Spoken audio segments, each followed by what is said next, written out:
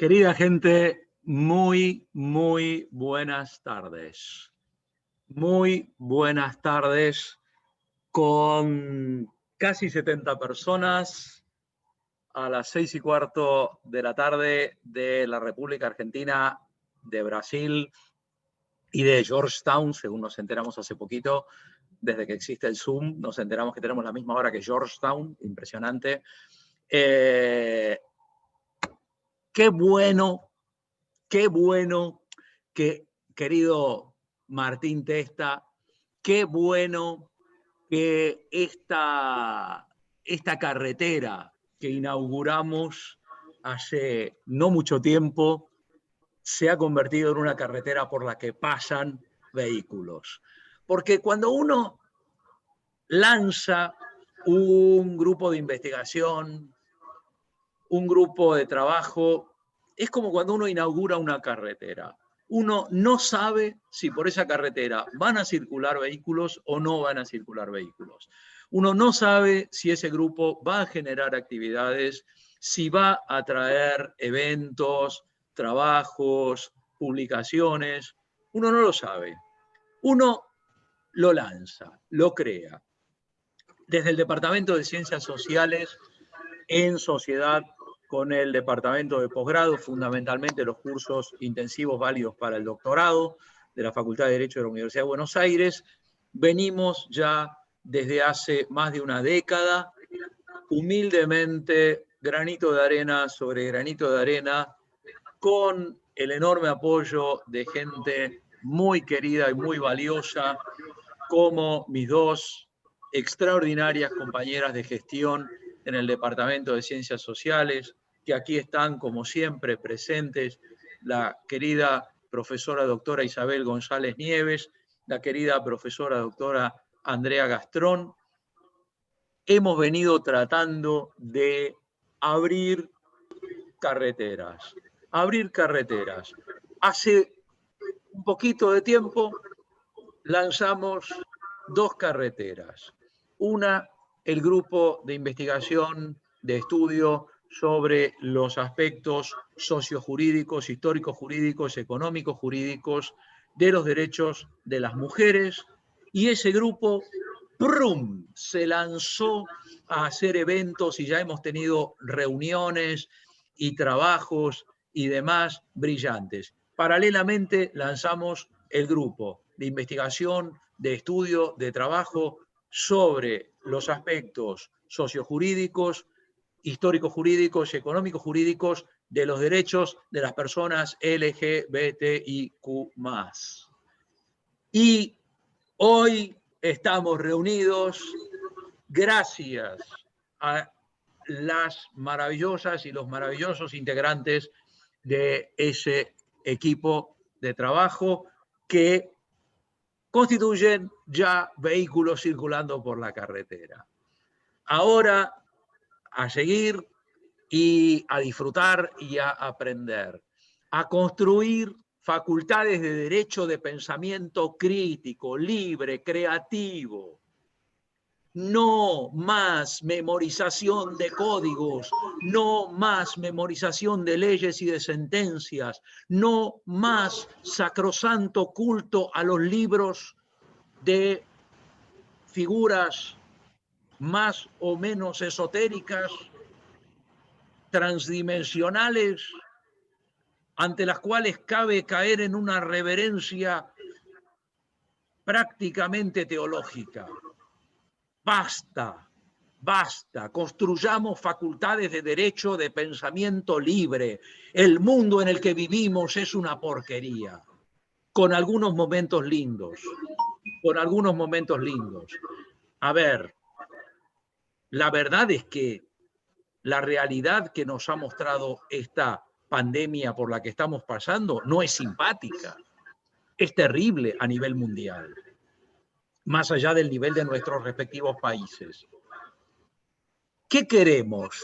¿Hacer que nuestras facultades de derecho sean centros de repetición y de copia de un mundo que es un desastre? ¿O queremos transformar nuestras aulas de derecho en plataformas de lanzamiento para un mundo mejor? gente que no se dedique a aprender cómo hacemos para seguir teniendo este planeta, sino gente que se comprometa, profesoras, profesores, alumnas, alumnos, todo el mundo de las facultades de Derecho se comprometa con que cada aula, cada evento, cada reunión, cada trabajo sea un granito de arena hacia un mundo en el cual haya más niñas y más niños sonriendo, sin hambre, con educación, con salud, con techo. Ese es nuestro trabajo, hermanas y hermanos, estudiantes y gente de derecho. Ese es nuestro trabajo, no aprendernos el Código Civil, el Código Penal, sabernos 26 constituciones de memoria. Ese es nuestro trabajo, no repetir en los exámenes un libro manual de la cátedra con puntos y comas, y ahí si te equivocas y te olvidas un paréntesis, que te bajamos la nota. Ese es nuestro trabajo, construir un mundo mejor, comprometernos con un mundo mejor. Hagamos eso, todas juntas, hagamos eso. Querido Martín Testa, brillante exponente del tipo de juristas que necesitamos tener. Hoy te toca coordinar esta mesa porque es por derecho propio una mesa de ustedes y has invitado a 3 personas, bueno, una se autoinvitó un poco porque Julieta es parte del equipo también, pero qué bueno que esté. Y has invitado a un querido amigo mío que me da un placer enorme volverlo a ver, que es el brillante juez Carlos Goggi, y has invitado a la destacada investigadora y jurista Natalia Torres Santomé. Así que, ¿cómo vamos a aprender hoy, Martín Testa? A partir de este momento, el evento queda en tus sabias y nobles manos. Recibe el agradecimiento del Departamento de Ciencias Sociales y del programa de cursos intensivos para el doctorado del Departamento de Posgrado. Gracias, Martín. Adelante. Los agradecidos somos nosotros, Ricardo. Muchas gracias a todas, muchas gracias a todos, a todas las personas que están a disposición, que se sumaron, junto con los demás integrantes del equipo justamente sobre derechos de las personas LGBTIQ+, del Departamento de Ciencias Sociales de la Facultad de Derecho de la UBA, Álvaro Fuentealba, Bianca Muniz Leite, Juan Pablo Ciudad, Julieta Strasberg. Pensamos en generar eventos, generar encuentros, y en este sentido estamos muy agradecidos a la facultad, al Departamento de Ciencias Sociales, en la figura de su director, el profesor doctor Ricardo Rabinovich Berman, por esta responsabilidad, por esta confianza, por esta alegría, por este honor, por este orgullo. Estamos muy agradecidos a todas las personas que nos acompañan, a todas las personas que desde el primer momento se han sumado y se han puesto a disposición, y por eso para el día de hoy vamos a compartir precisamente, y ya con todo gusto los escuchamos, dejando para el final las intervenciones, preguntas y comentarios que puedan acontecer. Vamos a continuación escuchar con todo gusto para realizar una aproximación justamente a todas estas temáticas del colectivo LGBTIQ+, al doctor Carlos Goggi, juez nacional de primera instancia en lo civil, quien desde el primer momento se puso a disposición, estando con todo el entusiasmo y la calidez que lo caracteriza, justamente con su compromiso en cuestiones de género a disposición. Así que con todo gusto y con mucha atención, Carlos Goggi queda en uso de la palabra. Te escuchamos atentamente, Carlos.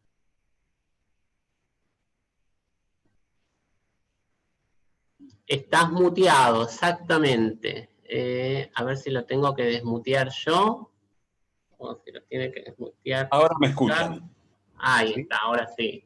Perfecto. Bueno, muchísimas gracias por la invitación. Muchas gracias por haber generado el espacio. Todo espacio de reflexión en el campo del derecho es útil, es fértil y nos permite desarrollarnos. Yo arranco este panel con un tema que es un poco aburrido, que es teórico, entonces voy a tratar de hacerlo lo más ameno, lo más dinámico posible, que nos genere algún tipo de inquietud. El derecho tiene por metodología delimitar, encuadrar, regular y ordenar, ¿sí? Y resulta que el colectivo nos presenta una dificultad enorme, que es su diversidad. Entonces, no es encuadrable, no es clasificable.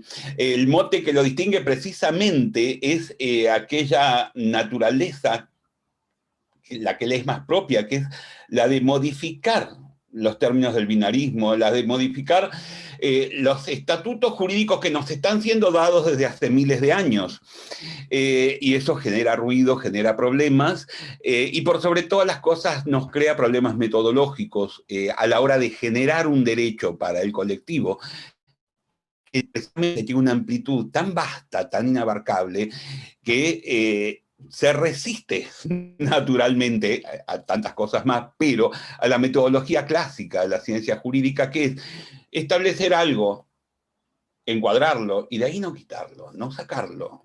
Está definido, listo. Bueno, esto es algo completamente diferente. Es un colectivo de personas que se van redefiniendo, que van cambiando, que van agregando siglas, que ponemos el más porque después va a haber más iniciales para designar a las personas que lo integran.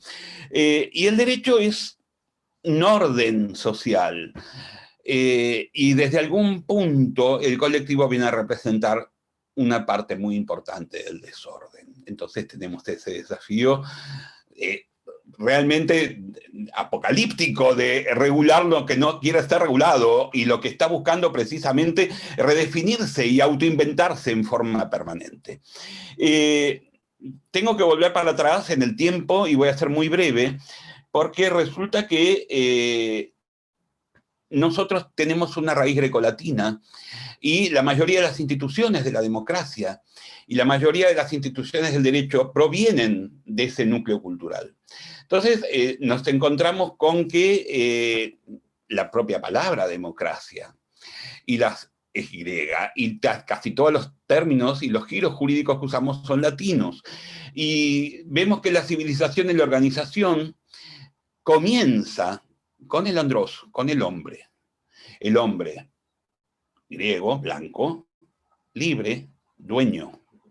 ¿Sí? A partir de ahí empezamos a estructurar el derecho y hablamos de la democracia. Y resulta que todos esos derechos están dados para los hombres y quedan afuera las mujeres, quedan afuera los niños, quedan afuera los ancianos. En Grecia había una condición muy singular en torno al ejercicio de la sexualidad, con lo cual nos hacía el distingo que se vino a hacer después, ¿sí? Para todas las personas que integran el colectivo. Eso es una creación cultural que no era parte de la sociedad griega.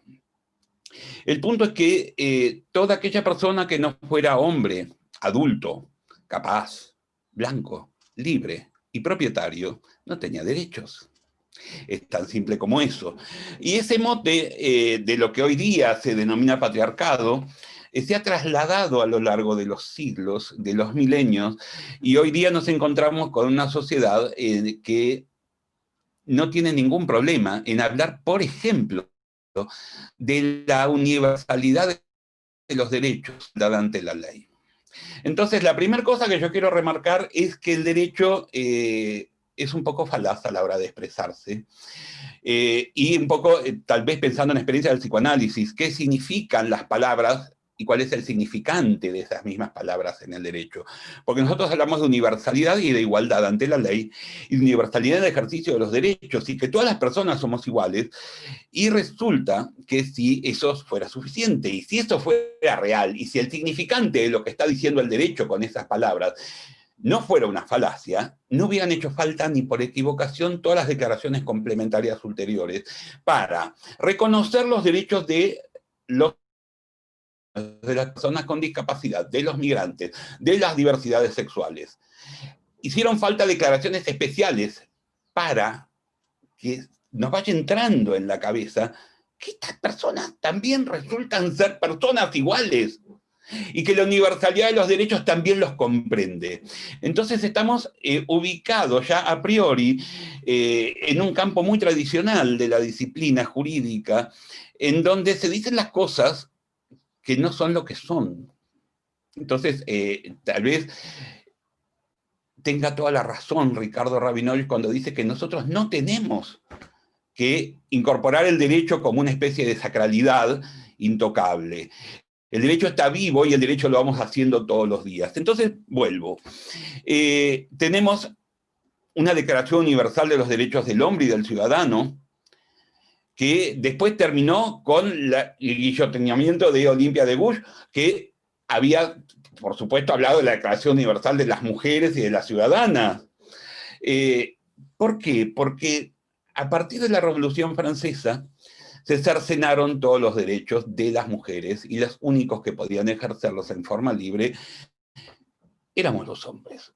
Y por supuesto, cristianismo de por medio, toda forma distinta de sexualidad que no sea heteronormativa pasó a ser condenada. El punto es que hemos evolucionado, por suerte, y voy a resumir, y vamos rápidamente al final de la Segunda Guerra Mundial, nace la comunidad internacional, uno de los principales objetivos es evitar masacres y discriminación. La discriminación, entendida, porque la cuestión de la igualdad ya viene de los ideales revolucionarios, la discriminación hasta ese momento tenía un fundamento para hacer el distingo de qué era lo discriminatorio o no, que es la arbitrariedad. Entonces se habla de la igualdad que no discrimina, en donde no hay arbitrariedad a la hora de establecer distingos. Y podemos hablar de millones de distingos que no son arbitrarios. Yo no puedo entrar a un quirófano y el cirujano no puede entrar a mi despacho y firmar una sentencia. Yo no puedo administrar este evento, lo está administrando Martín, y eso no es discriminatorio, es razonable, tiene criterios de razonabilidad. La discriminación como no arbitrariedad parecía solucionar las cosas, y entra en el mismo brete que entra las declaraciones del derecho, en decir, por ejemplo, que somos todos iguales cuando no lo somos.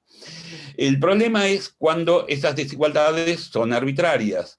Y entonces podemos desarrollar enormes cantidades de métodos para terminar con la arbitrariedad. Y podemos desgañitarnos en esfuerzos por poco sobrehumanos para evitar la arbitrariedad. Y no obstante eso, siguen sucediéndose discriminaciones a lo largo del tiempo. Entonces esa noción de igualdad que no discrimina y que no comete arbitrariedades resulta ser insuficiente. Entonces, no es solamente que estamos siendo falaces a la hora de hablar de universalidad y de igualdad, sino que además todas las herramientas que nosotros vamos desarrollando como operadores del derecho a la hora de tratar de cercenar esas prácticas, terminan generando discriminación. Entonces, el derecho evoluciona y encuentra que, no obstante el cuidado puesto por la disciplina para evitar estas situaciones, seguía dándose. Entonces, no podemos hablar ya de un derecho que no discrimina cuando no es arbitrario. Tenemos que hablar de situaciones de sometimiento. La palabra es durísima. Pero hoy día podemos hablar de igualdad como no sometimiento. Suena crudo, suena difícil de digerir. Pero si nosotros pensamos, por ejemplo, en qué es lo que ha sucedido en nuestro país con los enormes precursores y de avanzada desarrollos normativos que hemos tenido, tanto respecto de las mujeres como del colectivo LGTBIQ+, nos vamos a encontrar con que es muy importante poder casarse. Es muy importante poder decidir por nosotros mismos cuál es nuestra identidad de género, cómo nos autopercibimos en relación al género. Es muy importante poder hablar con absoluta libertad de los distingos que hay entre el sexo biológico, el sexo atribuido, el sexo cromosómico, el sexo percibido, el autopercibido. Pero resulta que las personas casadas, en la medida que no responden al paradigma heteronormativo, corren serios riesgos personales cuando salen caminando por la calle tomadas de la mano.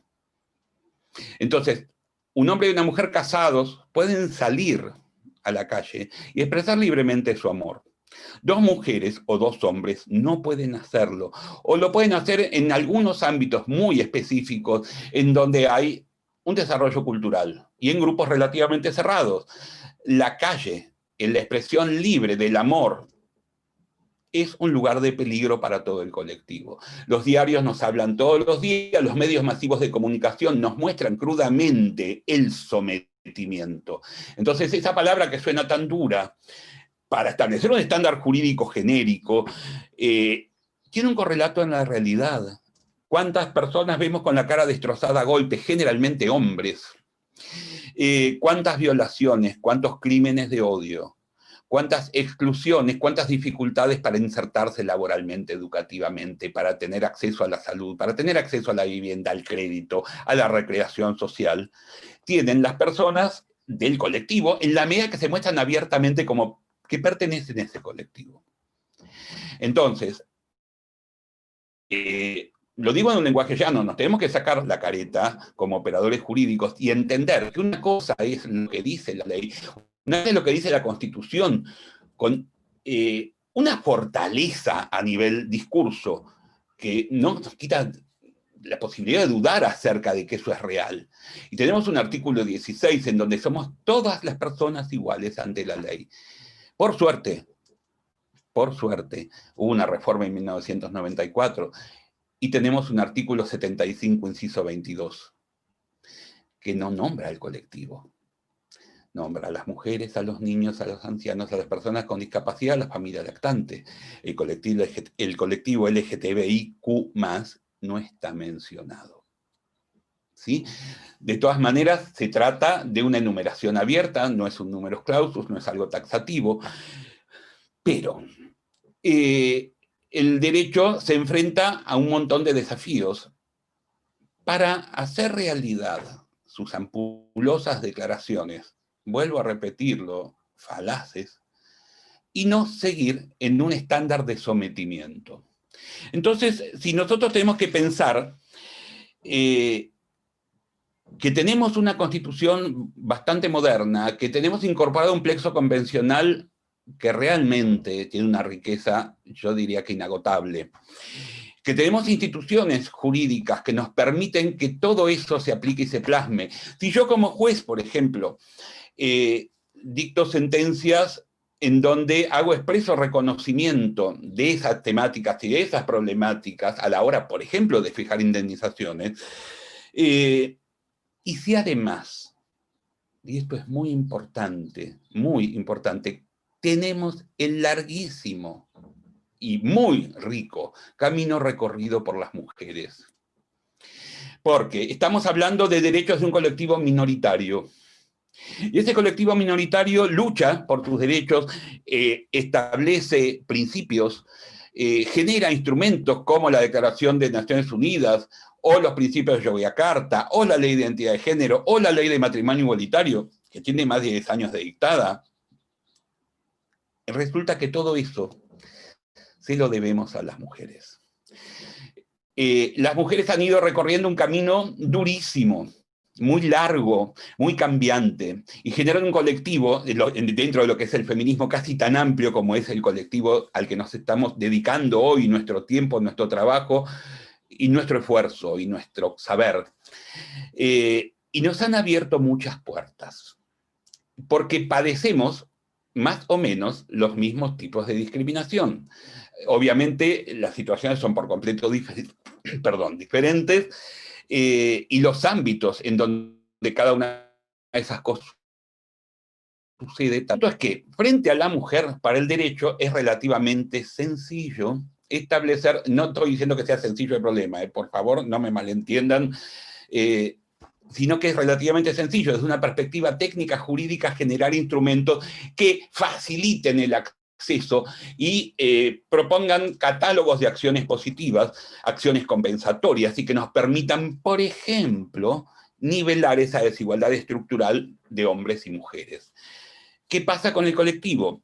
En el colectivo hay hombres, hay mujeres, hay personas no binarias, hay personas transgénero, los cis, los trans, o sea, hay un vocabulario que creo que de una forma u otra, todas las personas que estamos hoy acá, no tiene sentido que me explaye en cada una de esas cosas. Hay un interés jurídico por participar de esta reunión. Y el punto es que esa diversidad tiene, primero, necesidades completamente diferentes.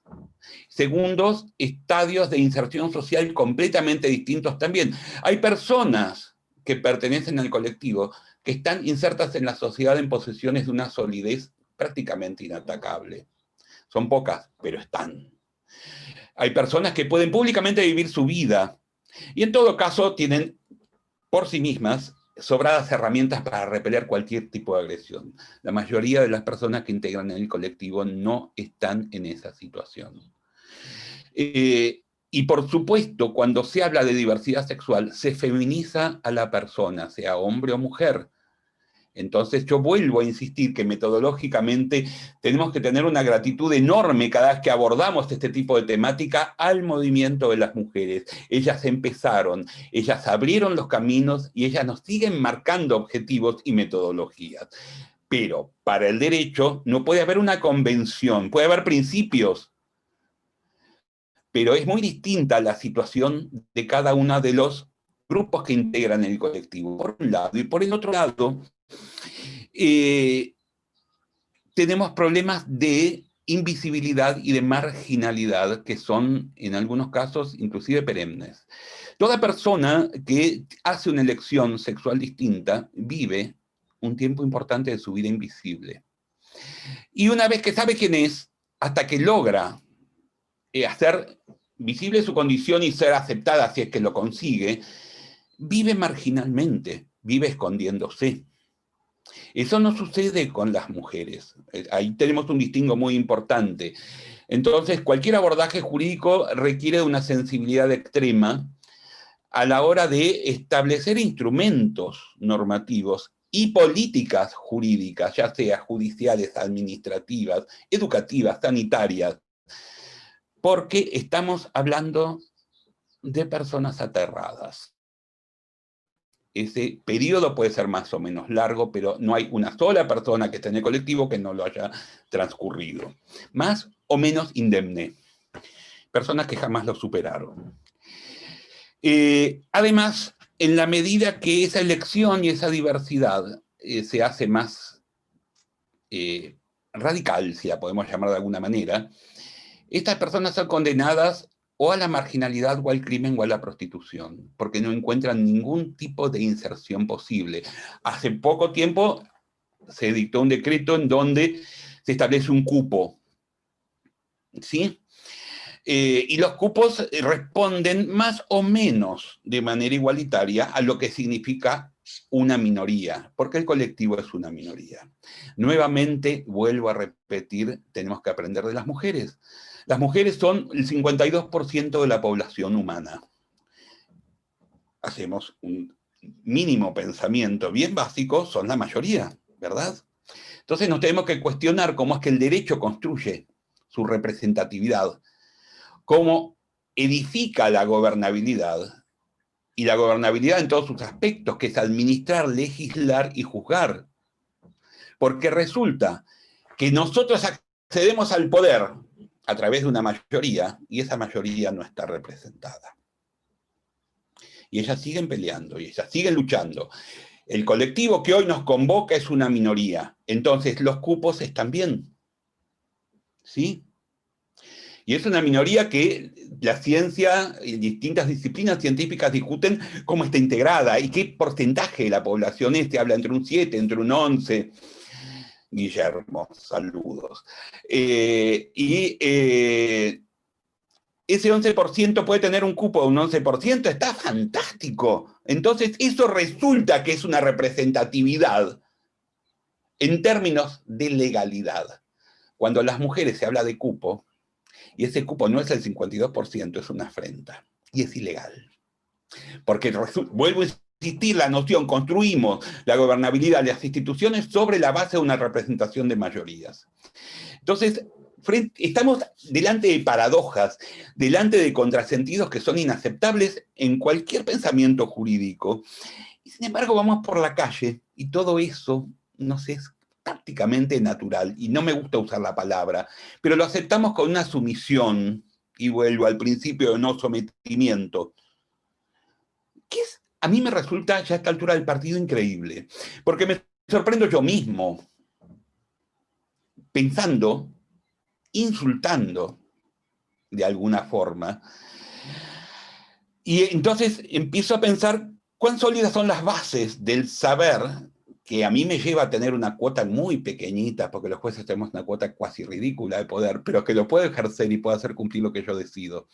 Y tan rápido, mi cabeza automáticamente genera espacios de sometimiento, de discriminación, de segregación, de inferioridad. Entonces, el derecho tiene un desafío enorme con este colectivo. Tiene que tener una sensibilidad exquisita. Tiene que tener un compromiso y una capacitación el operador jurídico para entender qué es lo que sucede. Nos cuesta, a la mayoría de las personas que trabajamos con la ley, sacarnos de encima el patriarcado, los micromachismos, las naturalizaciones. Vuelvo a insistir, respecto del 52% de la población.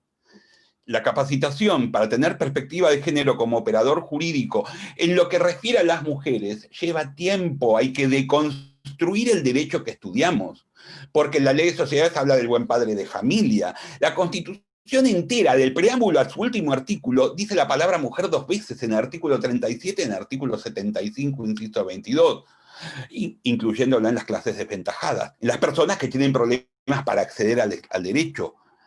Al colectivo ni siquiera lo menciona. Entonces, esa capacitación que lleva tanto tiempo, lleva mucho más tiempo de reprogramación mental, de instituciones del derecho, de leyes que están todas redactadas en masculino, en donde ni por equivocación, salvo las leyes específicas que acabo de nombrar y algunas que otra más, se nombra a las personas que integran este colectivo. Entonces tenemos que redefinir metodologías jurídicas para la creación del derecho, para la aplicación del derecho y para la generación de políticas sociales, porque vivimos en una sociedad que no es precisamente afecta a cumplir la ley y a respetarla. Ya lo decía Carlos Nino, un país al margen de la ley. Entonces tenemos un larguísimo trabajo por delante, pero por sobre todas las cosas, que nos obliga a meternos en la usina de la producción del derecho y redefinirla. Porque las herramientas actuales delimitan. Y este es un colectivo que tiene la L de libertad antes que la L de lesbianas. Creo que estoy bien de tiempo. Si les parece bien, me quedo acá. Muchas gracias, Carlos, siempre por tus aportes. Es un placer. A continuación, vamos a continuar con Julieta Strasberg, abogada, mediadora, profesora en ciencias jurídicas y docente en diferentes instituciones, a cargo del curso Violencia y Sociedad en Argentina, también en UCES, en Yuma, especialista en educación y en derechos humanos, apasionada por el arte y la docencia. Luego de estos aportes, estas reflexiones y estas palabras que agradecemos muchísimo del doctor Carlos Goggi, escuchamos con todo gusto y atención a Julieta Strasberg. Julieta, atentamente, quedas a cargo y quedas en uso de la palabra.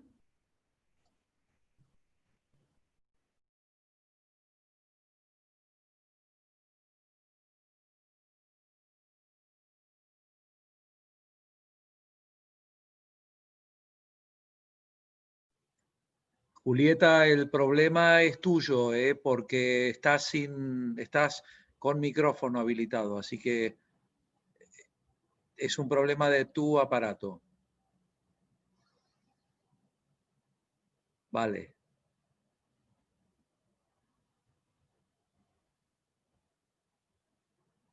Tranquila, no pasa nada. ¿Cuántas veces en la facultad nos dejó de funcionar un micrófono en un salón? No hablemos del aula 217, con ese micrófono que se desarma, que hay que tenerlo con las dos manos. Así que esto no es una novedad del Zoom, esto nos pasa siempre, tranquila. Buscaré la vuelta.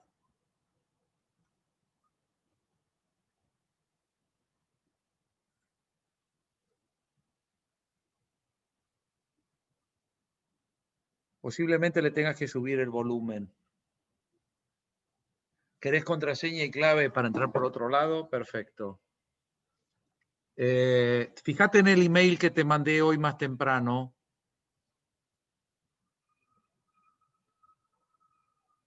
Que ahí les pasé la contraseña y la clave, ¿vale? Muy bien.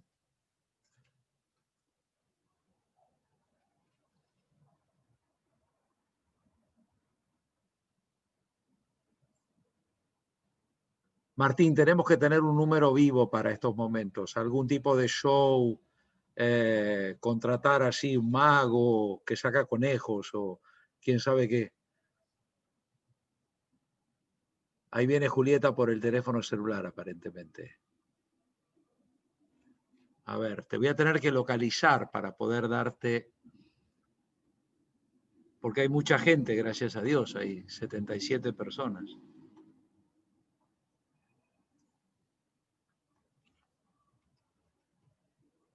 Ahí te vi, ahí te vi. Hola, hola. Qué momento. Muy bien, listo. Eh, Tranquila. Aparte, suele pasar. Julieta, la última vez que nos pasó un problema, que fue cuando cuando a Tal mí vez me yo. falló, vos fuiste la que metiste la mano en las brasas y me sacaste las Es papas del verdad. fuego. Así que tenés Sí, todo el crédito, totalmente. tenés todo el hándicap adelante. Listo. Sí, Es la además palabra. es una clave constante, me suele pasar. Bueno, ahora lo que sí, me pierdo el cronómetro del tiempo para ver, se supone que 19:12 más o menos debería estar cortando, porque hay tanto para decir. Bueno, lo que estaba diciendo cuando se me complicó un poquito con la presentación, era, lo primero era el agradecimiento a Martín, querido Ricardo, al grupo de trabajo, el orgullo además de compartir un panel con el juez Carlos Boschi, también con Natalia, con quien además compartimos un espacio de investigación en otra universidad, en la UCES, que estamos en el Observatorio de Medios y Género. Así que bueno, diverso. Y veo alumnos y alumnas y alumnes del YUNMA, de UBA, así que a ellos y a ellas mi saludo. Nos ponemos las gafas un poco violeta, un poco arcoíris, digo yo, de los colores, como saben, pinto, así que lo pienso desde los colores, esa metáfora, ¿no?, de los colores, que nos sirve para mirar el mundo con una mirada crítica, desde el punto de vista de género, y cuestionar los privilegios, ¿sí? Que esa es un poco la propuesta. Muchas, por no decir todas las palabras que iba arrojando y los conceptos que sabiamente iba compartiendo acá el colega preopinante, Carlos Gotti, me iban remitiendo a las ideas de mi charla también, ¿no? Esta idea de un colectivo invisibilizado, me anoté algunas cosas. Esta cuestión de la sensibilidad que tenemos que tener especial para pensar ciertos instrumentos normativos, el camino abierto por el derecho de las mujeres, y la perspectiva de género, pero ese camino que hay que profundizar, que hay que complejizar, que hay que deconstruir. Y me quedo muy, muy prendida también de esa idea, ese concepto que tiraron tanto Ricardo como Carlos, de no incorporar el derecho como una sacralidad. A eso venimos, a eso venimos. Y esto de, como dijo, una cosa es lo que dice la ley, otra es la posibilidad de dudar. Vamos a abrirnos un poco a la posibilidad de dudar, en esta idea de que el derecho es un poco falaz, que esto de que el lenguaje y que las palabras las tenemos que trabajar, porque en definitiva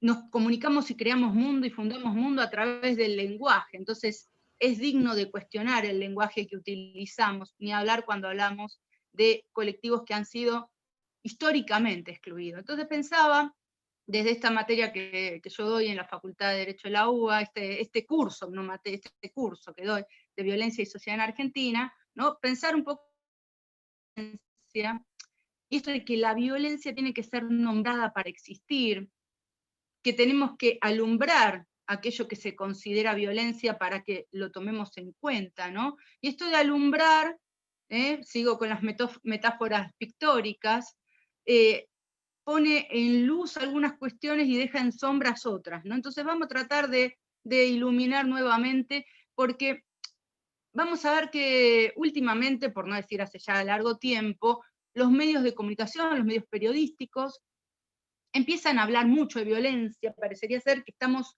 ante cada vez mayores cantidades de hechos de violencia, muchos hechos delictivos, pero si nos ubicamos, me encanta tu sillón violeta, lo violeta ahí, ¿no? Que tiene también mucho de perspectiva de género, vamos con el violeta.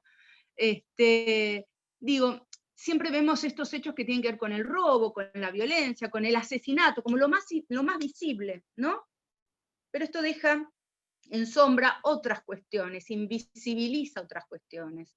Tenemos, por otra parte, cada vez más información sobre los derechos humanos de personas lesbianas, gays, bisexuales, trans, intersex, o sea, del colectivo, ¿no? Pero esto que decía también, que lo dijo Ricardo, lo repitió claramente Carlos Goggi, la violencia invisible o el colectivo invisibilizado, ¿no? O sea, históricamente habló también del sometimiento y el no sometimiento. Bueno, hay un grupo de personas que claramente, históricamente, han sido sometidas a una discriminación por su orientación sexual, por su identidad, por la expresión de género, por la diversidad corporal. Bueno, digo, y continúa, como bien señalaba Carlos, continúa siendo discriminada, continúa siendo objeto de persecución, de abusos, de vulneración. Y hay un colectivo vulnerado, el de las mujeres, ¿sí?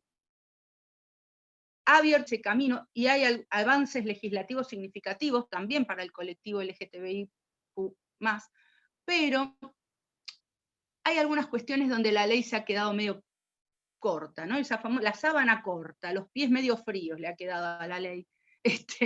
Hay una exclusión y una invisibilidad de algunas violaciones. Bueno, lo primero que quiero señalar es que cuando uno busca datos, como hipótesis de trabajo, ¿no? Podemos ver que hay ciertos grupos de personas a las cuales los índices, en cuanto a la violencia, los excluye, o es difícil captarlo. Y la verdad es que es bastante difícil conocer lo que no se mide, ¿no? Lo que no se sabe de cuánto estamos hablando, ¿no? Por otro lado, esto que decía Carlos Goggi, la discriminación en el acceso a la salud, a la justicia, a la educación, a la cuestión laboral, a la cuestión política, esto es muy importante. Por eso desde nuestro grupo de investigación nos hemos propuesto, nos hemos decidido dar un énfasis a este tema muy especial. Y desde allá se me ocurrió, como yo le digo siempre a mis estudiantes del seminario de tesis, hay que acotar el objeto de estudio. Bueno, a ellos que acá veo por lo menos 3 que están conectadas y conectados, acotar un poco, pensaba mirar la violencia y la legislación sobre la temática en nuestro país, ¿no? O sea, sería un poco esa cuestión. Decía entonces, lo primero, ¿por qué hablamos de invisibilidad? Bueno, porque hay bajos índices de denuncia, o al menos es difícil encontrar tanto datos sobre la denuncia, porque muchos de los ataques, además de estos que mencionaba Carlos, de la violencia física más evidente, el golpe, el puñetazo, muchos de los ataques tienen que ver con ataques de tipo de violencia verbal, que van de la mano de los prejuicios de este sistema patriarcal en el que estamos insertos. Los actos de violencia, cuando son físicas, son especialmente crueles, una mayor crueldad cuando estamos hablando de crímenes de odio. Y todo esto reclama realmente, así como las mujeres hemos reclamado por un derecho que nos incluya y nos defienda, también las políticas públicas las reclaman el colectivo LGBTIQ+. Y la ley es una gran oportunidad de fundar políticas públicas y de decir el qué, el cómo, el cuándo, a quién, ¿no? Entonces, las mujeres hemos obtenido, si se quiere, cierto reconocimiento de una realidad terrible que tiene que ver con el asesinato de mujeres por razones de género de modo violento. Se ha dado un debate público creciente, se ha conceptualizado este tema de los femicidios, con lo importante que es esto de tener un neologismo, una palabra que nombre un tipo de violencia, porque tiene que existir, la violencia tiene que ser nombrada para existir, si no, podríamos decir, bueno, pero ya existía el homicidio con algún agravante, etc. No, tiene que existir esa palabra. Pero claro, hablamos de femicidio, hablamos de violencia contra las mujeres, pero ¿qué es ser un hombre? ¿Qué es ser una mujer? Esa es la pregunta que me hago desde este grupo de investigación, ¿no? ¿Por qué no hablar de violencia contra las mujeres en sus distintas manifestaciones? ¿Mm? Como una obligación que en realidad tiene el Estado argentino frente a la comunidad internacional desde el momento que ha suscrito la Convención Belén do Pará, ¿no? Entonces, me parece que es interesante pensar esas múltiples exclusiones que sufre el colectivo, ¿sí? En este sentido, la ley, ha habido un debate, ha habido un debate parlamentario que ha frustrado un proyecto. Hay una ley que no fue, así lo voy a llamar. Entonces, ¿qué pensamos en general cuando hablamos de femicidio? Cuando hablamos de femicidio pensamos hombre, mujer, contexto de violencia de género. Pero ¿qué pasa cuando hablamos de travesticidio o transfemicidio? ¿No? Este emergente de máxima violencia sobre este colectivo invisibilizado. Es interesante, ¿no? Porque en definitiva me pregunto, deconstruyendo el género, ¿qué es ser hombre y qué es ser mujer? ¿No? Esa es un poco la pregunta. En esto que decía también Carlos Boschi, que el derecho, lo voy a parafrasear, ¿no? Tiene mucho de ideológico, tiene mucho de construcción simbólica, de artefacto, no es natural. Entonces esto que decía, saquémonos las caretas, ¿sí? Porque el derecho tiene esa cosa de invisibilizar y dar por supuesto un realismo de tipo biológico, político, económico, ¿no? Pero eso está en crisis también. Estas cuestiones entran en crisis y tiene que ver con el lenguaje. Esto que ahora nos critican, que el lenguaje inclusivo, no inclusivo, que todos, todas, todes, que si hay que hablar de lenguaje inclusivo o no. Bueno, el lenguaje, como les decía, es el medio para conocer el mundo, y el derecho se nos impone. El derecho se nos impone a todos y desde el lenguaje. O sea, desde allí nosotros construimos. Por eso pensaba en esto, eso de sacarlo del lugar, la laicización de la palabra, podríamos decir esto que había dicho Ricardo, de no incorporar el derecho como una sacralidad, y preguntarnos un poquito. La verdad que nada es más difícil que percibir lo que nos funda, y el lenguaje nos funda. Entonces, pensar en el lenguaje, y esto del femicidio, que da cuenta de esta inequidad de género, de este sistema patriarcal que ha reproducido la violencia de la que a veces es difícil hablar, porque se la ha recluido históricamente al lugar doméstico, ¿no? Pero es político, y conceptualizar es político, ya lo decían las feministas. Entonces, acá me parece que es interesante comprender que la violencia de género, ¿sí?, en esta construcción del femicidio que se ha hecho desde el Código Penal, ha construido un sujeto pasivo femenino, un sujeto activo masculino y un contexto que tiene que ver con esto que les decía de la violencia de género, pero de alguna manera hubo un proyecto que era un poco más amplio en cuanto a esto de la percepción de lo femenino y lo masculino, que ha sido dejado de lado. Y tiene que ver con un proyecto del Senado. Cuando se hablaba del tema de los nuevos delitos de género que se incorporaron al Código Penal, vía las agravantes del artículo 80, se lo incorporó finalmente y casi sin debate al proyecto de la Cámara de Diputados, ¿sí? Entonces ese proyecto hablaba, habla mucho de lo que tiene que ver con la vulnerabilidad histórica de la mujer, y ser mujer casi como un factor de riesgo. Y está perfecto, pero lo que yo digo, ¿y las personas LGBTIQ+? Terminan siendo un poco invisibilizadas, les toca como cierto lugar subalterno, porque si bien es cierto que está de alguna manera en esto de los crímenes de odio, la ley, cuando habla de esta forma agravada del homicidio doloso, ese mayor reproche a ese contenido del injusto penal, después del 2012, de alguna manera, inciso 1, 4, 11 y 12, lo que hace es endurecer el castigo, obviamente, pero para mí la parte discutible es que en algún momento se había hablado, no solo hablar de mujer en tanto hecho biológico, sino también mujer en tanto hecho normativo y autopercibido, porque pensemos que la ley de identidad de género, la ley de matrimonio igualitario, instituyen algo diferente, traen algo diferente, que irrumpe, que nos vienen a cuestionar esta idea de qué es ser hombre y qué es ser mujer.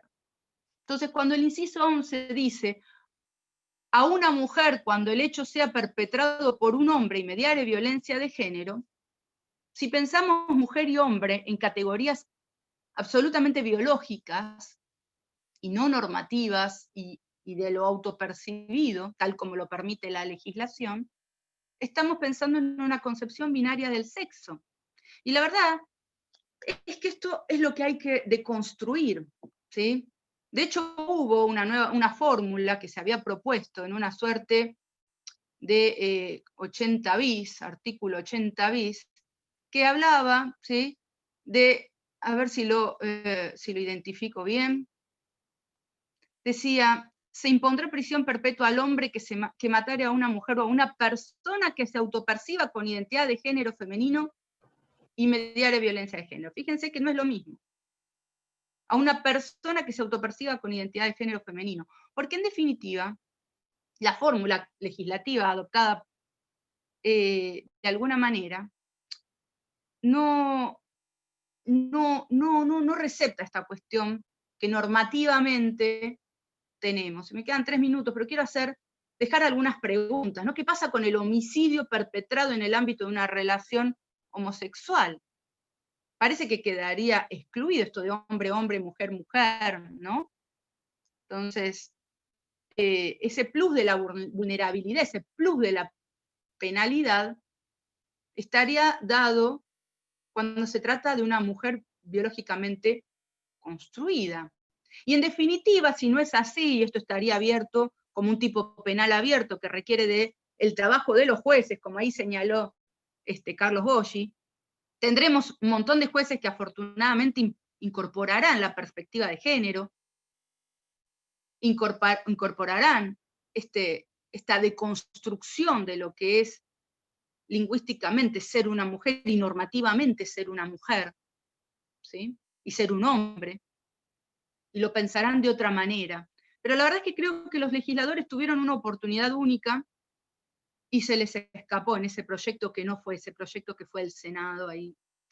Esto de qué pasa cuando el hombre autopercibido femenino es la víctima, es el victimario, o puede ser la víctima. Bueno, se generan muchas situaciones muy, muy complejas. Hay un caso que el fiscal Gustavo Arocena, que ha escrito también sobre lo que es el femicidio y la violencia de género, llevó adelante un caso muy interesante en Córdoba, eso fue en el año 2019, con el asesinato de Azul Montoro, que fue muerta en 2017, una joven trans.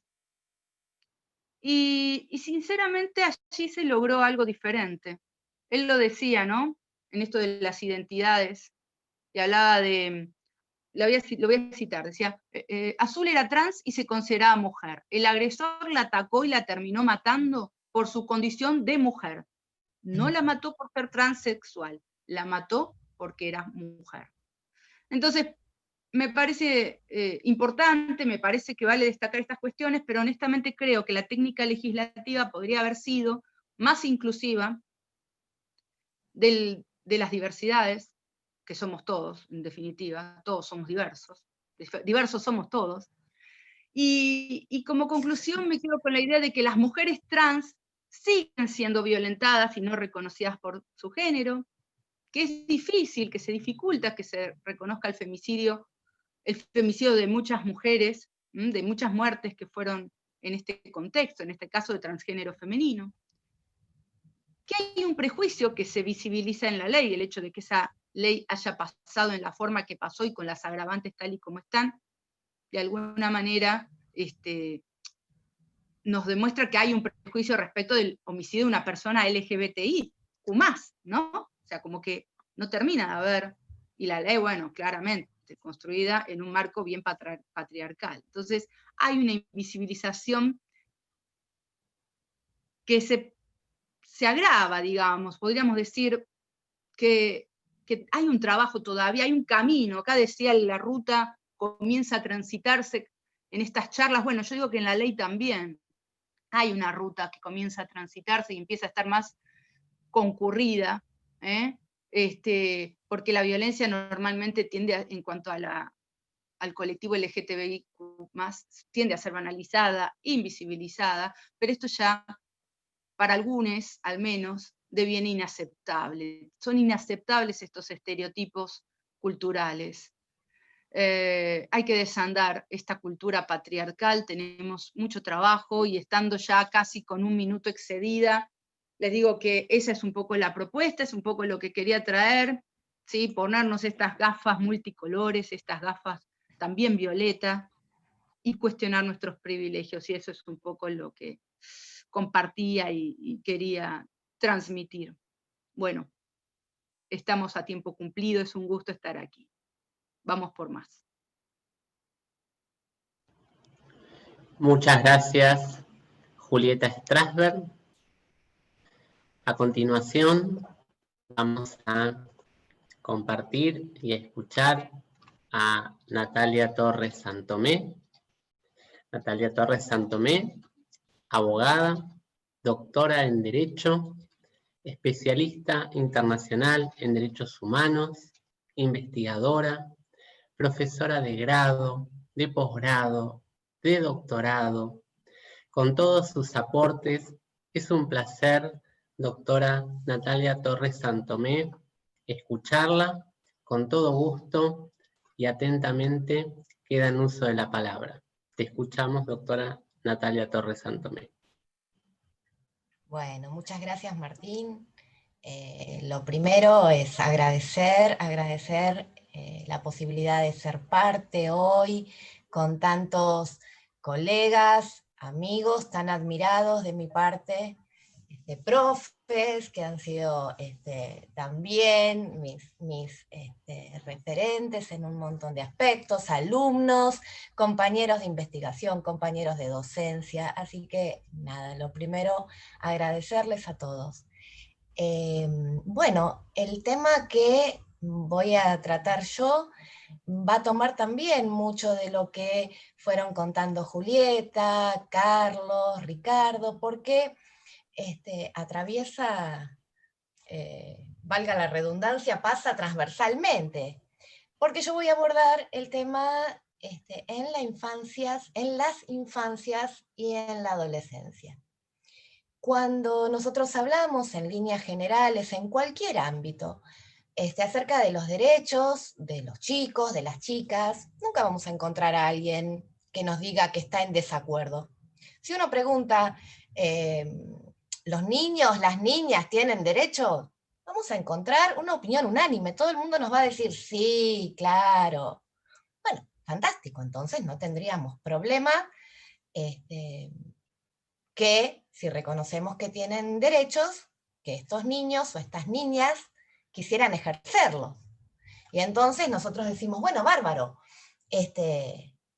primera situación, los niños tienen derechos, los niños pueden ejercer sus derechos, bueno, bárbaro, ¿qué hacemos con los niños entonces que quieren acogerse a la ley de identidad de género, por ejemplo?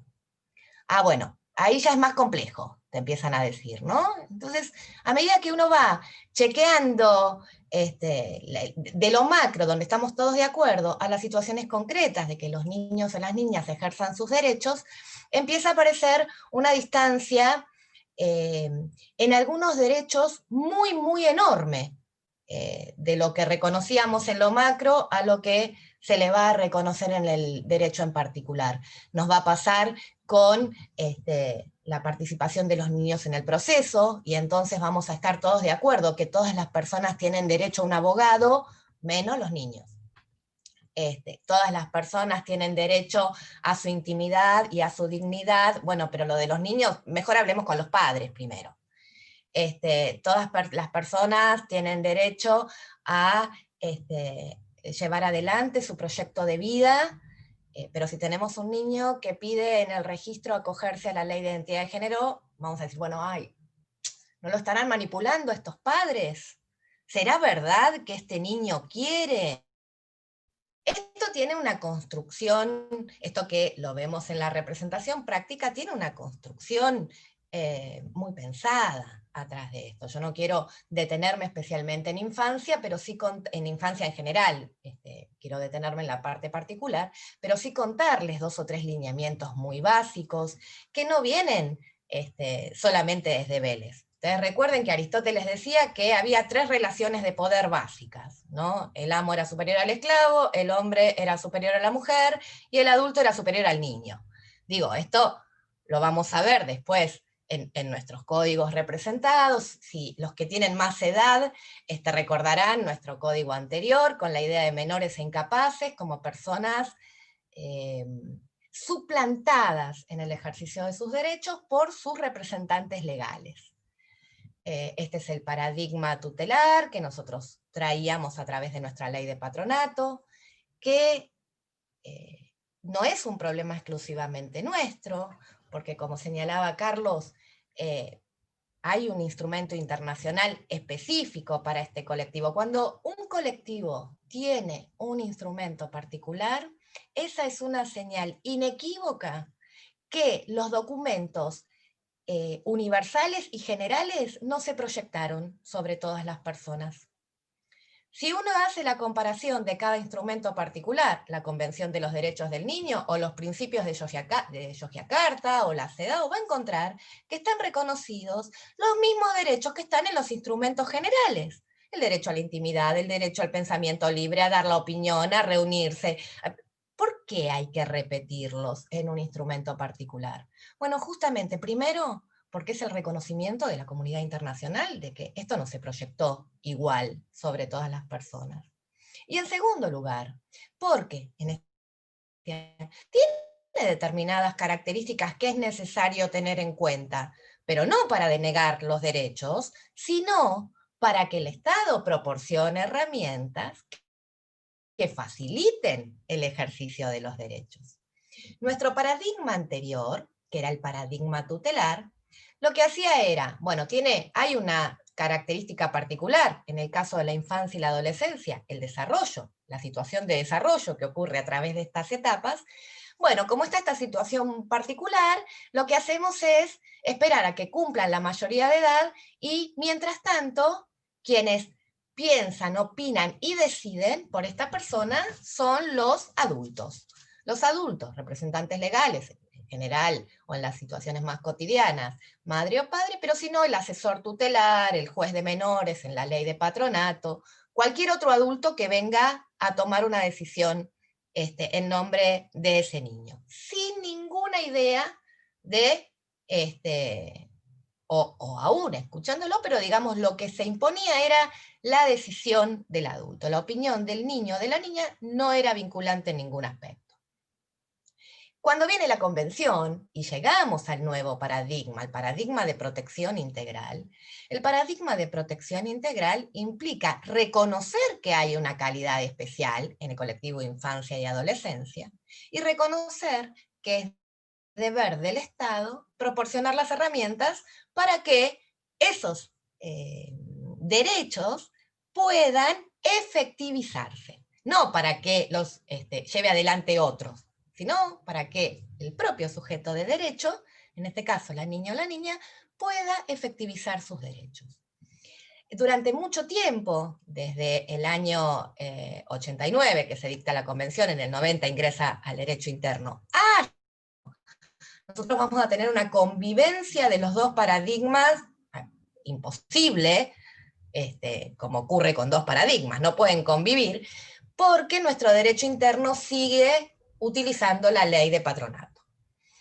En el año 2005 se dicta la ley de infancia, la 26061. Ustedes saben que 2005 a 2014 o 2015 es un periodo de mucha producción de leyes extracódigo de gran ampliación de derechos, y aparece la ley 26061, que es tomar como piso la convención y reconocer todos los derechos y la forma, u otorgar herramientas para que estos derechos puedan efectivizarse a través de una ley del derecho interno. Esto es nuestro historial a 3 pinceladas. En el año 2012 llega, como todos conocemos, nuestra ley de identidad de género, que dice en su primer capítulo: toda persona tiene derecho al reconocimiento de la identidad de género autopercibida y derecho a que este reconocimiento se vuelque en sus documentos oficiales con los que va a representarse. No quiero contarles el primer artículo porque todos lo conocen. Sí me importa recordar que el primer artículo dice que toda persona tiene derecho. Entonces hacemos rápidamente: toda persona tiene derecho, los niños son personas. No es necesario hacer tan complicado este silogismo, no voy a meter la pata, que está mi profesora de epistemología del doctorado ahí, la doctora Gastrón, no me voy a meter en el silogismo para que no me rete Andrea, pero básicamente con este primer artículo tendríamos que tener resuelto el tema de los niños, las niñas y los adolescentes. Sin embargo, la ley fue un poquito más allá, y en el artículo 5 está cuál era el requisito para que efectivamente estos niños y estas niñas pudieran efectivizar este derecho, teniendo en cuenta su interés superior, que tiene que ver con esta situación de desarrollo físico, madurativo, emocional que ocurre a lo largo de la infancia y la adolescencia. Entonces se estableció que los requisitos para acogerse a esta ley es que el niño o la niña se presente con sus 2 progenitores, que presten, en realidad que hagan la petición, el niño preste su consentimiento, y que para prestar su consentimiento el niño esté acompañado de la figura del abogado del niño. Esto es a grandes rasgos lo que normativamente tenemos. La figura del abogado del niño surge de la ley específica de infancia que yo les contaba del año 2005. Bueno, imagínense que si cuando hablamos de los derechos de la comunidad LGTBIQ+ adulta, vemos una vulneración de derechos, aún con reconocimientos normativos, enorme vulneración de derechos, ¿qué pasa cuando vamos a trasladar esto a otro colectivo que también tiene una vulnerabilidad estructural, que es justamente esta situación y esta condición de ir desarrollándose a lo largo de esta etapa? Entonces aparecen algunos obstáculos disfrazados, porque la ley es clarita. La ley dice: esto es un procedimiento administrativo, no se judicializa, solo se va a judicializar en tanto falte alguno de los requisitos. No está el consentimiento del niño, falte el acompañamiento de alguno de los progenitores, no esté acompañado de la figura del abogado del niño. Si no tengo uno de estos requisitos, judicializaré. Si los tengo, esto es un trámite administrativo. No pregunto, no cuestiono, no indago. No le corresponde eso al registro, no le corresponde eso a nadie. ¿Por qué? Porque este es el derecho al plan de vida. Pero aparecen obstáculos. La primera situación es un prejuicio generalizado, que es que esto es un capricho o una suerte de locura, que en realidad es la representación del paradigma tutelar, la representación de la no consideración del sujeto de derecho. Si yo parto del criterio que mi sujeto de derecho es un sujeto alocado, voluble, influenciable. Fíjense, ¿qué les rememora eso, no? ¿Quién más era así en el código? Voluble, influenciable. La donna móvil era nuestro código. Bueno, esto mismo pasa con los niños. Si yo, ante una decisión o una petición de un niño, de una niña o de un adolescente, de entrada, lo deslegitimo, planteando que acá hay un capricho, una locura o una situación, lo que hago es correrlo del debate. Lo deslegitimé, lo invalidé. Saqué el debate para que los adultos decidamos ¿qué nos parece?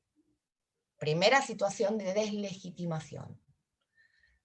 Paradigma, esta es la aplicación del paradigma tutelar. Claramente, el paradigma de protección integral dice, no, espere, ¿qué dice el sujeto de derecho? El sujeto de derecho dice, quiero acogerme a esta ley. Entonces aparece otro obstáculo, que lo van a leer mucho entre los doctrinarios con títulos y con pompas enormes, con banderas de defensa de la infancia y la adolescencia. Lo que les van a traer es el discurso de la manipulación. Este sujeto está siendo manipulado por los adultos que lo rodean. Mucho más si estos adultos están en contacto con comunidades militantes. Entonces, se deslegitima este deseo desde la idea que estos adultos que están acompañando al niño en realidad están haciendo una suerte de campaña propia o de, fíjense, la permanente deslegitimación. Tercer obstáculo que se plantea o que se propone, bueno, no está mal, capaz que sí, capaz que este chico quiere, capaz, por las dudas que lo controle un juez. Judicialicemos por las dudas. Y acá la deslegitimación no solo es la del sujeto de derecho, sino la del sujeto y la de su grupo familiar y social. Cuando una familia, porque para ser niños, niñas o adolescentes se está presentando, no se está presentando solo a pedir este procedimiento. Podríamos debatir si nos parece bien o mal, este sería otro debate. Pero cuando esta petición se efectúa, ese es el paso final de un enorme proceso anterior. No ocurre que el proceso comienza con, bueno, voy a ir al registro y voy a ver si quiero cambiar de género. Muy por el contrario, lo que ha hecho la Ley de Identidad de Género es poner una herramienta de facilitación normativa y de convivencia social que viene después de un proceso personal, que será más corto o más largo, depende de cada persona. Lo mismo ocurre con los niños, las niñas y los adolescentes. Estos vienen disfrazados bajo protectorio. Todos los planteos vienen desde la protección del niño, porque como el niño no tiene la suficiente capacidad jurídica, me paro en el artículo 26, que en términos de infancia y adolescencia, capacidad y competencia es regresivo respecto de la 26061, pero también ese será otro debate. La situación de pararse en una persona menor de edad con capacidades no en iguales términos que una persona adulta, deslegitima y no tiene un andamiaje jurídico en realidad que lo sustente. No me quiero extender mucho más, no sé si estoy en tiempo, Martín, porque no miré cuándo empecé. Ya estaríamos, doctora. Ya estamos. Les cierro con esta idea nada más. Hay dos casos particulares que han sido visibilizados porque las familias y las niñas los han visibilizado. El primer caso es el caso de Luana, que fue la primera nena que se acoge a esta ley. Luana tenía 5 años cuando se acoge a esta ley. El otro caso muy conocido es el caso de la provincia de Salta, de una nena llamada Tiziana que tiene 10 años.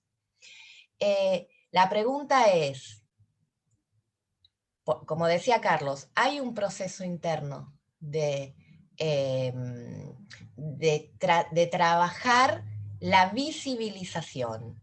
Bueno, los vamos a obligar a los niños, a las niñas o a los adolescentes que este tiempo sea más largo en virtud de un supuesto cuidado, o vamos a acompañar estos procesos, en principio incluso cumpliendo la ley, no mucho más que esto.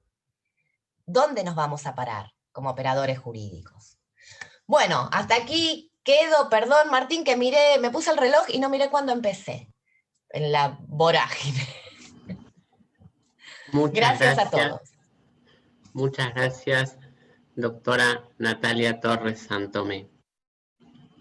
A continuación, por el grupo de chat. No, por el estamos chat muy no, Martín, perdón, por el chat no, porque el chat genera un gran desorden. Con la función de levantar la mano, la función de levantar la mano se encuentra en participantes. Ustedes presionan participantes, aparece los participantes y abajo a la derecha del cuadrado, hay un simbolito para levantar la mano, como ha hecho ya algunas personas. Y eso nos permite tener un control cronológico perfecto de los pedidos de palabra. Si me permite el querido Martín, 2 recomendaciones. Por favor, tenemos muy poco tiempo para preguntas y respuestas. Ya de entrada tenemos 3 personas que han pedido la palabra. Pido por favor a las personas, y yo sé que ya lo saben, pues ya las 2 personas que pidieron primero la palabra son muy queridas personas asistentes siempre a estos eventos, por favor que las intervenciones sean breves y por favor las respuestas de los 3 brillantes y las 3 brillantes exposiciones que hemos tenido, que las respuestas también sean breves para que alcance el tiempo para todos.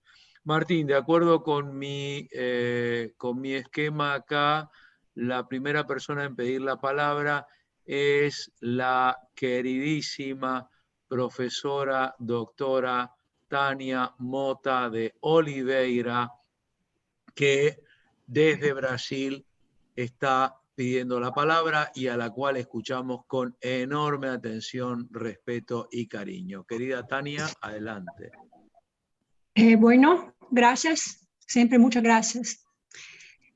Doctor Carlos, voy a resumir.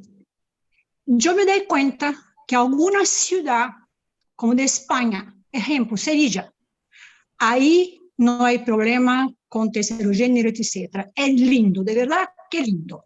Se va a Galeta, una playa de Santa Catarina, tal cual es lindo. Japón, para ti. Dímelo, ¿qué opinas? ¿Por qué la ciudad muy histórica, que empezó con un machismo como España, hombre, Sevilla son machistas? Dímelo, ¿o qué es un problema político, económico, como los paros, por supuesto, económico, lo sé, como São Paulo, mas ¿por qué para ti? ¿Por qué Sevilla? ¿Por qué los sitios históricos? ¿Antropológico o económico? Gracias a todos. Bueno, una pregunta muy interesante. El punto pasa por qué incidencia tienen todos estos factores que usted acaba de nombrar a la hora de construir categorías sociales rígidas, ¿sí? Entonces, yo la parafraseo a Natalia, que hablaba de Aristóteles, o Julieta, ya no me acuerdo cuál de las dos, de las 3 formas de construir el poder. Y cuando nosotros encontramos que hay grupos que emergen y que reclaman para sí el ejercicio del poder, van a ser automáticamente disciplinadas. Y eso sucede con muchísima más fuerza en comunidades tradicionales o en comunidades por el pensamiento mágico, por la pertenencia a algún tipo de religión. Hay ciudades que tienen una integración más cosmopolita y tienen cierta apertura en su funcionalidad. Eso realmente requiere un conocimiento muy acabado de cada comunidad. Yo no puedo ensayar dentro de... Ya de por sí es muy difícil hacer cualquier conceptualización en torno al colectivo, ¿verdad? Por su enorme amplitud, por esa vastedad casi inabarcable, en permanente evolución, en permanente cambio. Y hacer jugar esa naturaleza dentro de lo que significa también la condición de una ciudad y de una comunidad, que también es vasta y es amplia, requiere realmente ser local. Entonces, para yo poder dar una respuesta respetuosa y seria y sólida, tendría que conocer demasiado bien las ciudades. Conozco la mía, que es Buenos Aires. Buenos Aires es una ciudad cosmopolita y es muy amplia. A medida que nos vamos alejando de esa metrópolis monstruosa que parece que te va a comer vivo, las dificultades para ejercer la libertad al colectivo van acrecentándose. Entonces, un primer ensayo que podría responderte es la cantidad de habitantes y la condición cosmopolita y un sustento jurídico, y por sobre todas las cosas que no haya un predominio religioso. Pero mucho más allá no puedo ir sin analizar específicamente una ciudad. No sé si te he respondido. Gracias, Carlos. Tenemos ahora, querido Martín, la segunda persona que ha pedido la palabra. Nos es entrañablemente querida, porque se trata de una de las nobles integrantes del equipo de investigación que organiza esta reunión y además una jurista muy comprometida, una jurista brillante, brasileño-argentina, cada día más argentina, pero sin dejar de ser brasileña, por supuesto, comprometida con los derechos humanos y con la defensa inclaudicable de las personas LGBTIQ+. Bianca Muniz Leite, te escuchamos con muchísimo cariño y admiración. Gracias, Ricardo, gracias, Martín, y a todos que están en este espacio. La verdad estoy muy agradecida, y sin extenderme quisiera decir que me quedé pensando después de escucharles a las tres personas que hablaron acerca de esta tensión entre el rol del derecho y las limitaciones del derecho también en esta cuestión. Y también en lo que decía el doctor Carlos con respecto a esta reprogramación mental necesaria, y también una nueva tensión que surge que tiene que ver con la idea de una reprogramación individual y también colectiva, que esto también puede ser un campo de tensión, ¿no?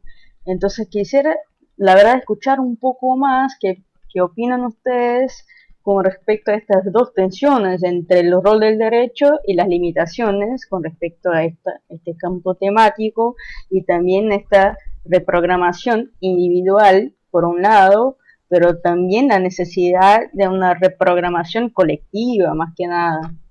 Y nada, quisiera escucharles y agradecer muchísimo por el espacio. ¿Quién comienza, Ricardo? Y empezá vos porque ya tenés el micrófono. Tengo el micrófono, entonces empiezo. El punto es que yo miro y sonrío cuando me encuentro estos desafíos, porque los límites del derecho como herramienta de ordenamiento de la conducta social, creo que los conocemos todas las personas que estamos acá con bastante profundidad. El desafío que significa replantear metodológicamente los mecanismos de generación de cualquier producto jurídico son fascinantes desde una perspectiva epistemológica. Y si ese desafío, a su vez, tiene que ir acompañado de una forma, yo diría que indefectible, por una resignificación de todas las palabras que usamos, que son las que nos barran, como decía Lacan, nos tienen presos y a su vez nos atraviesan, en un proceso de reeducación y de resignificación de nuestras escalas valorativas a nivel individual, que las vamos a llevar a un nivel general, social, a través del derecho, puede llegar a parecernos algo abrumador. A mí me resulta un desafío estimulante, y constantemente trato de hacerlo en aquella parte que me toca a mí, que es la norma jurídica individual, que es la sentencia, de una perspectiva muy clásica de lo que es una sentencia, ¿no? Dentro de lo que es el diagrama de flujo del derecho. Y me lo planteo como uno de los deberes más importantes en mi desempeño cotidiano, o sea, poder abrir espacios, poder generar debate, y por sobre todas las cosas forzar, porque el derecho tiene esa característica estática, que es nos está pidiendo a los gritos modificar. Entonces, inyectar dinamismo en el derecho, cuestionar sus bases metodológicas, cuestionarme a mí mismo y tratar de generar un producto nuevo. Y yo sonrío cuando me pasa eso. No es una respuesta del todo seria, porque yo tendría que ser más sólido. Y ocurre que, bueno, eso justamente tiene que ver con la dificultad de la temática. A mí me cuesta mucho imaginar herramientas no individuales, me es más fácil a mí hacerlo. Me es mucho más fácil trabajar como juez y generar un producto jurídico nuevo para un caso particular. Y empiezo a hacer agua a la hora de pensar en un lenguaje normativo general, que pueda contener la flexibilidad suficiente como para permitir el movimiento libre de las personas que integran el colectivo. Esta es la dificultad más grande. Con esto creo haberte respondido y que sigan mis compañeras.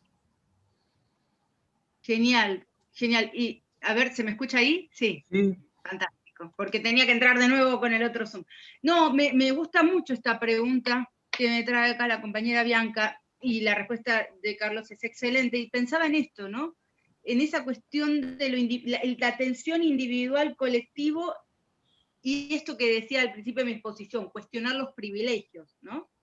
O sea, esto de ponernos las gafas multicolores o violeta para cuestionar los privilegios. Desde lo individual pensaba que espacios como este y otros, que dan la posibilidad de reflexionar sobre nuestras propias conceptualizaciones, sobre nuestras ideas, nuestras percepciones, la educación, ¿no? La socialización primaria, todo eso va construyendo, deconstruyendo y generando ideas desde lo individual. Ahora, lo colectivo, además de construirse también desde la educación, como estamos haciendo ahora en un espacio compartido de reflexión, creo que la ley, y nosotros como operadores jurídicos, operadores del derecho, tenemos que reconocer ese valor, la ley, ¿sí?